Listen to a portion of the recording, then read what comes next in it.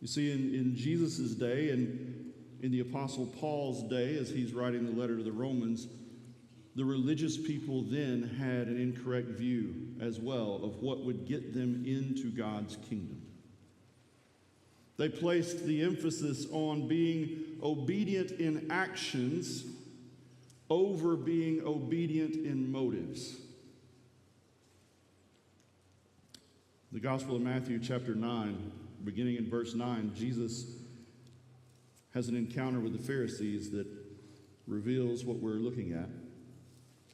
It says, as Jesus went on from there, he saw a man named Matthew sitting at the tax office, and he said to him, "Follow me."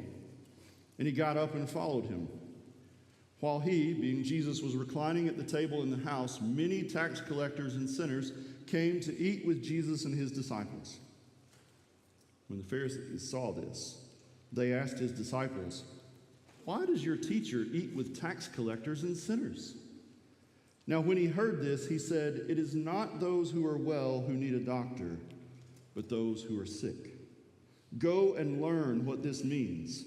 I desire mercy and not sacrifice. For I didn't come to call the righteous, but sinners." Jesus told the Pharisees, keep in mind, many of whom would have memorized all or at least large portions of the Old Testament, he told that group of guys to go and learn what it means that he desires mercy and not sacrifice, which is a reference to Hosea chapter 6. So he says to those who would have memorized Hosea chapter 6, hey, you need to learn what that means.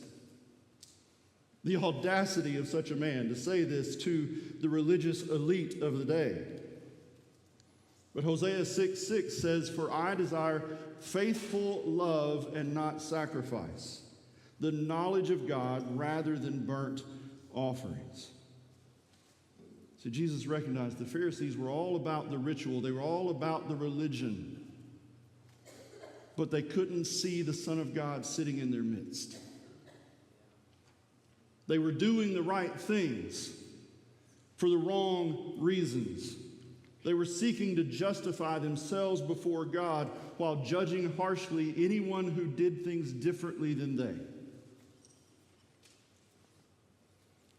They had memorized Hosea 6, but they weren't living Hosea 6.